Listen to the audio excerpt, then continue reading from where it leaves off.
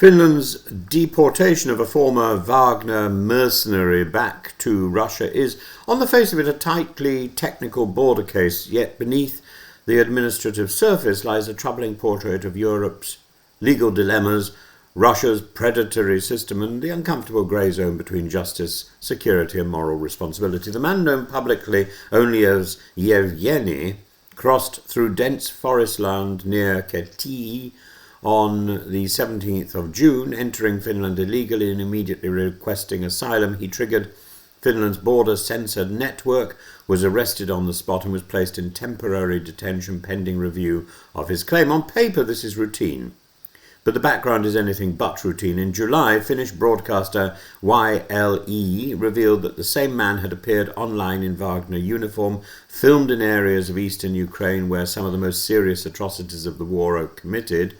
And in his own videos, he criticized Russia for abandoning soldiers, lying to families, and allowing its fighters to rot in the fields. He said he had fought in Bakhmut and around Selidovye. His criminal past was no secret either. He'd been serving a 6-year sentence for robbing a jewelry store in Omsk before being recruited from prison, part of the now well-known Russian practice of throwing convicts into the front line as disposable infantry. Finland's immigration authorities rejected his application for protection, and on the 14th of November, the border guard quietly escorted him back to Russia at the Niirala crossing. The agency stressed it was making an exception by even confirming the deportation at all, citing the fact that his background had already become a matter of public speculation. They confirmed only that he had a military background. They declined to confirm Wagner ties. They declined to confirm which unit he served in. They declined to confirm whether they believed his testimony, and this is where the political and the ethical tension begins. The Nordic states have precedent.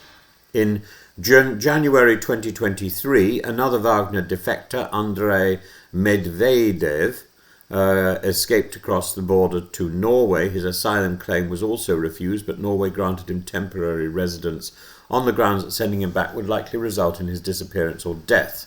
Medvedev, as it happens, has since made headlines for bar fights and a BB gun incident. Hardly a model refugee, but nevertheless a living one. Finland took a different path this time. Why?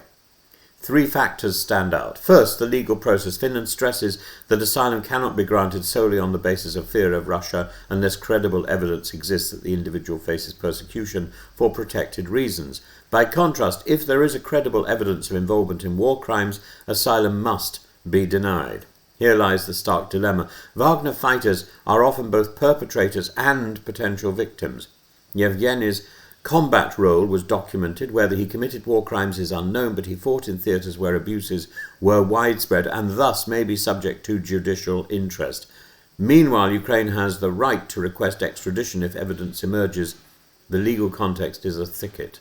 Second, the security issue. Finland is now sealing its 1,340-kilometre border with Russia, constructing a 200-kilometre fence due to what Helsinki identifies as a Kremlin hybrid campaign, pushing migrants towards the frontier to destabilize the Finnish asylum system. The political temperature is high, trust is low.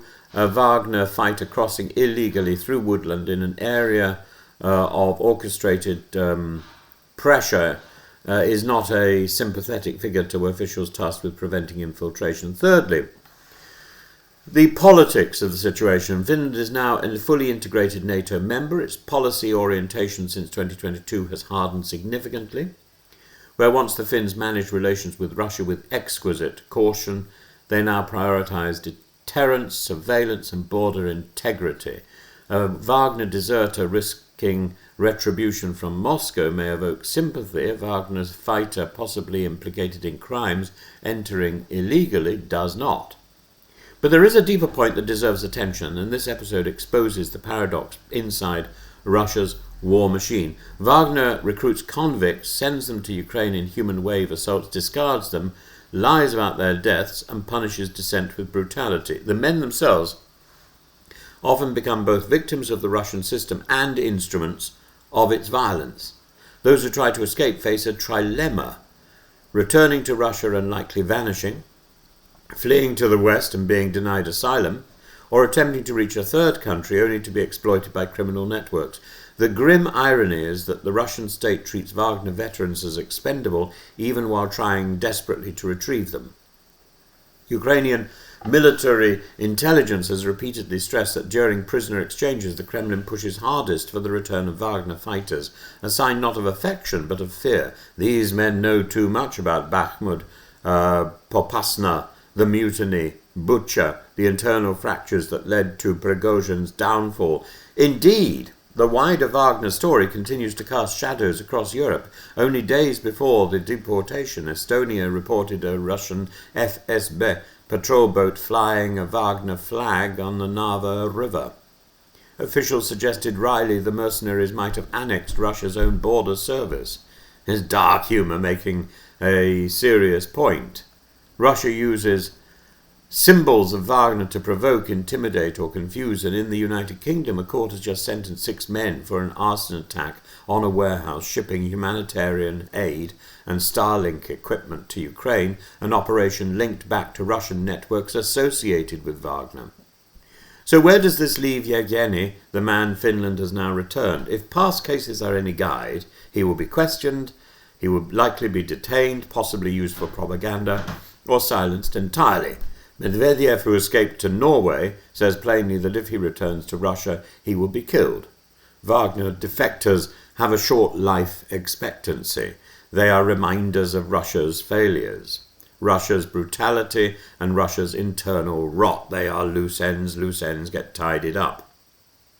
Finland chose process over mercy. It chose the letter of asylum law, the primacy of border integrity, and the demands of security. One can understand it. One can also find it bleak.